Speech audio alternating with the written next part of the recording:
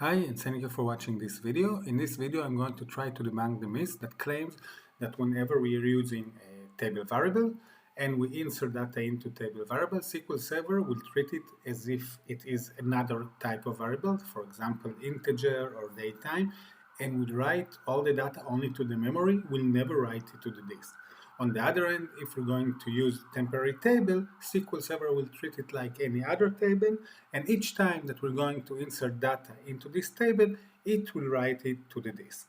In reality, this is a myth. This is completely not true, and the way that SQL Server works regarding where to write and where to store the data for temporary tables and table variables is the same, is exactly the same.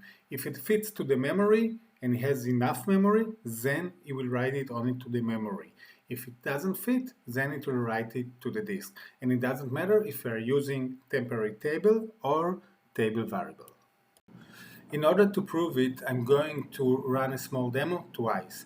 Each time I'm going to use table variable and temporary table and insert data into it. But one time I'm going to insert 100,000 records to each of them, and another time I'm going to insert only one record to each of them.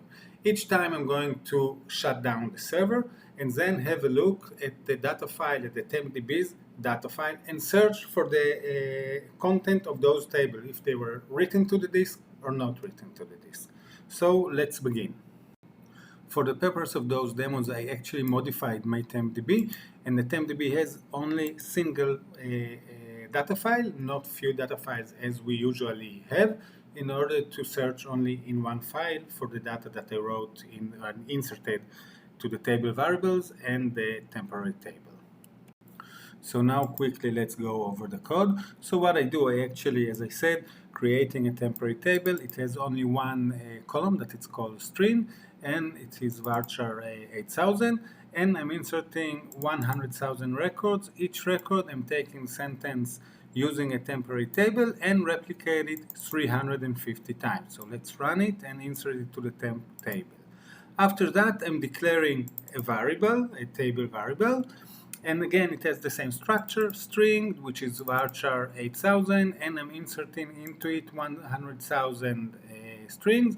Each one of them will have the sentence using table variable 350 times. And then I'm shutting down the server, so I will be able to look at this, to have access to the MDF file and see what's in it.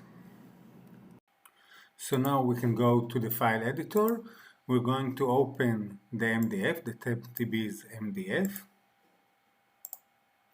And now we're going to search for those things. So now let's search for using a temporary table, see if it wrote it on the disk, asking to find it, and we can see here that we have lots of them, table here, using a temporary table, using a temporary table, using a temporary table, and we can go and find many other of those. Let's go and see what happened with the table variable. We inserted the sentence using table variable, and again it found it also, so we can see using a table variable, all of those here using table variable, which shows that actually, because we had lots of record and each record was very big, that it actually wrote it to the disk for both the table variable and the the temporary table. So now we're going back to the Management Studio. I restarted the SQL Server again. I want to use again the tempdb. Let's run it. And I'm doing the exact same thing, but this time I'm inserting only one record to both the temporary table and the table variable. And then I'm shutting down again the server, and I'm going to use again the file editor.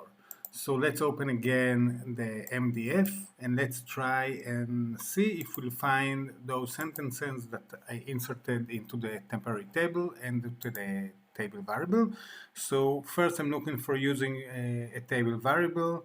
I press find and it says nope, I didn't find any. And now let's do it with the temporary table. And again, it says, nope, I didn't find anything.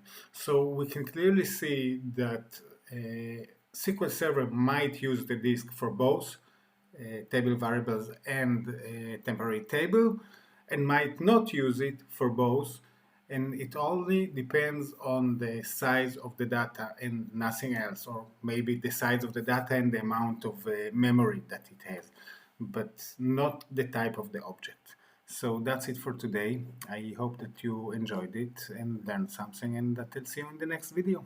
Bye.